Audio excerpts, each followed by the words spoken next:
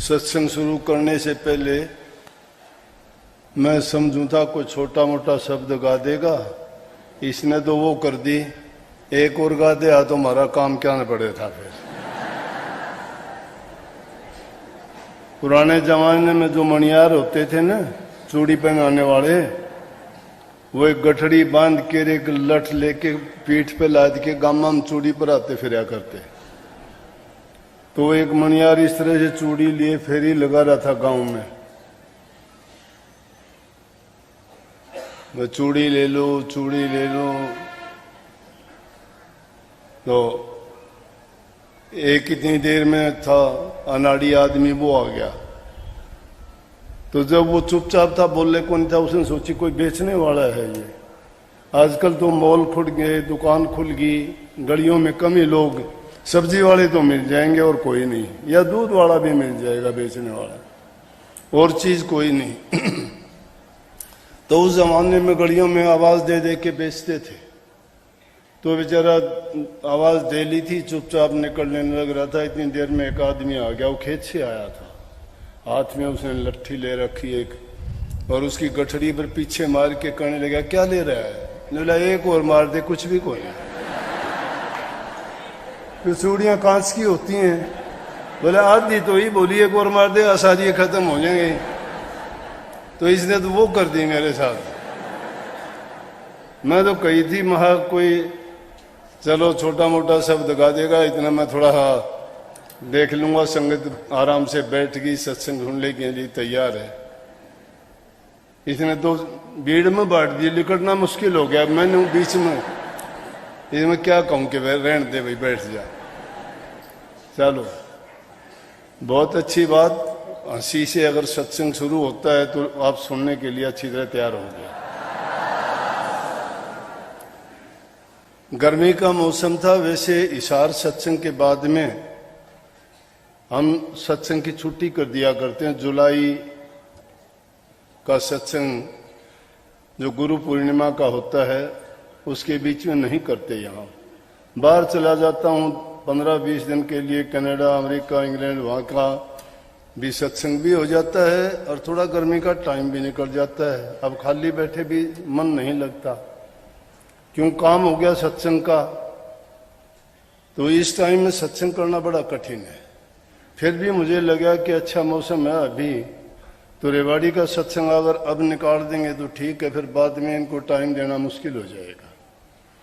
इसलिए भाई ये समय निकाल के यहाँ रेवाड़ी के सत्संग के लिए, कि अभी कोई खास गर्मी नहीं है और यहाँ की संगत भी, अपने यहाँ तो छूट है ना सब आदमियों को, कोई भी जाके कह देता है। कोई अपने काम की बात के लिए जाता है, कोई आशीर्वाद के लिए जाता है, कोई बीमारी की पूछने के लिए जाता है, कोई आशीर्वाद भक्ति भाव, या कोई सत्संग और दर्शन का नाम लेके जाता है। लेकिन एक आध ऐसे भी जाते हैं जो कहते हैं हमारा रेवाड़ी कच्छी करोगा, महा मौका लागते करूंगा, चिंता ना करो। तो आपके रेवाड़ी में आ गया, आपके तो एक रेवाड़ी, मेरे तो बहुत रेवाड़ी हैं और सब रेवाड़ियों में जाना पड़ता है। नहीं जाऊं तो वहां के सत्संगी नाराज हो जाते हैं। लेकिन अच्छी बात है, सत्संग की लालसा विरह जितना ज्यादा होगा वो उस जीव के हित में है, उसके कल्याण के लिए है। वो उसका प्रेम भाव और भक्ति भाव बढ़ाता है।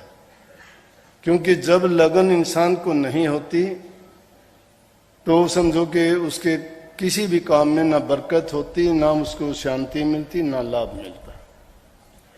पहली चीज लगन होनी चाहिए, शौर्य होना चाहिए, उसके लिए समय भी होना चाहिए। उपयुक्त समय के बिना अगर कोई काम करता है उसमें नुकसान उठाना पड़ता है। लगन जब तक पक्की नहीं होगी तब तक समय की बर्बादी है और आदमी कुछ उससे हासिल भी नहीं कर पाता।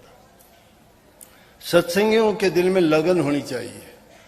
लगन जिसकी होगी वो भटकता नहीं है। कितने और दूसरे साधन बहुत से हैं। महापुरुषों ने फरमाया कि आग लगी आकाश में, झड़झड़ पड़े अंगार, संत न होते जगत में तो जड़ मरता संसार। कहने सुनने के लिए बहुत सुनी जाती है, बहुत कही जाती है, गाने वाले बहुत गाते हैं, रेलों में सफर करते हुए ऐसे आदमी मांगते तो भीख हैं बेचारे, वो भी दो चार दो याद करके, दो चार शब्द याद करके सुना देंगे आपको। आपके घरों में भी गरीब लोग झोपड़ी बंद जो गा बजा के या कुछ ऐसे ही मांग के अपना गुजारा करते हैं, तो उनके पास और कोई साधन नहीं होता तो वो क्या करते हैं कि गांव गांव में जाके, घर घर में जाके एक आध भजन याद कर लेते हैं। उनसे पूछोगे ना तो उनको दो चार तो याद ही होते हैं। जब देखते हैं कि यहाँ जो है भक्ति भाव के भजन गाने हैं तो उन्हीं को याद है, राम के कृष्ण के, कहते हैं मुझे तो ये याद आते हैं। राजस्थान के होंगे तो उसके या तो बालाजी के और या मेहंदीपुर वाले के दो चार जरूर सुना देंगे आपको। लेकिन काम बेचारों का क्या है, गुजारा करना है, मांगना है। लेकिन सत्संग इंसान को क्या सिखाता है कि प्रेम सिखाता है। और प्रेम दो प्रकार का होता है, प्रेम सब करते हैं। हम माँ बाप से प्रेम करते हैं, पत्नी से करते हैं, बच्चों से करते हैं, पदार्थों से भी करते हैं। ये मेरा घर है, ये मेरी जायदाद है, ये मेरा जमीन है, ये मेरे रिश्तेदार नातेदार हैं। हम हर चीज से प्रेम करते हैं जिनसे हमारा संबंध है। लेकिन वो क्या है, वो इश्क मिजाजी है, इश्क मिजाजी है, वो हकीकी इश्क नहीं है। इश्क मिजाजी तो सब करते हैं, सबको है, लेकिन हकीकी इश्क कौन सा है, जो मालिक से किया जाता है। लेकिन जब तक इश्क मिजाजी नहीं करता ना, तो इश्क हकीकी उसको नहीं आ सकता। और जीव का कल्याण किस में है, इश्क हकीकी में। तो ये जो बात कही गई कि संत न होते जगत में, संत सिखाते क्या है? संत इंसान के व्यक्तिगत जीवन से लेके, उसके व्यक्तिगत पारिवारिक सामाजिक जीवन से लेके फिर आध्यात्मिक जो जीवन है उसके अंदर लेके जाते हैं। और सीधा ही कोई कह दे कि चलो आपको कितने लोग आते हैं, कोई कहता है मुझे नाम दे दो। कोई नाम वो किस लिए लेते हैं? कहते हैं कि बीमारी दूर हो जाएगी। संत कहते पहले बीमारी दूर कर ले, नाम उसके बाद काम आएगा। समझो इस बात को क्यों कही कि जिस इंसान के शरीर में रोग है, उसको तकलीफ है, उसको कोई पीड़ा है, किस चीज की भक्ति करेगा? उसको हमेशा तकलीफ दर्द की याद रहेगी। उसकी जो परेशानी है वही उसके दिल में घूमती रहेगी, उसके दिमाग में दूसरी बात नहीं आ सकती। तो इसलिए क्यों कहा गया कि पहले अपने रोग को, बीमारी को ठीक करो। उसका मतलब है शरीर को तंदुरुस्त रखो।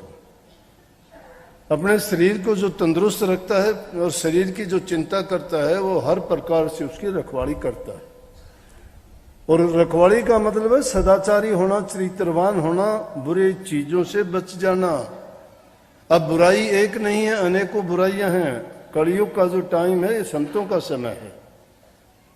संतों ने क्यों कही? संत गृहस्थ में रह के, गृहस्थियों के अंदर बैठ के और उनके जीवन सुधार को पहले लेते हैं। नहीं तो एक जमाना था, तप के द्वारा भक्ति करवाते थे, यज्ञ हवन के द्वारा करवाते थे, पूजा पाठ के द्वारा करवाते थे, कठोर तप करते थे, जंगलों में निकल जाते, गुफाओं में जाते थे। लेकिन क्या कल्याण करते थे? खुद का ही मुश्किल होता था करना। खुद का करना भी मुश्किल होता था। लाखों वर्ष तप करने वाले ऋषि और मुनियों के भी अगर देखोगे तो अपने वो करनी से भटके और उनको कर्म की मार ऐसी पड़ी कि उनको कर्म भोगना पड़ा। ऐसे ऐसे कर्म होंगे कि उनको मुंह दिखाने लायक। नारद मुनि जैसों को बंदर का मुंह क्यों लग गया? इतना तप करने वाले और ब्रह्मा जी के पुत्र होते हुए इतनी साधना करते, जिनको ऋषियों में महर्षि जिसको कहते थे, लेकिन क्यों भटका हुआ? मन के कारण।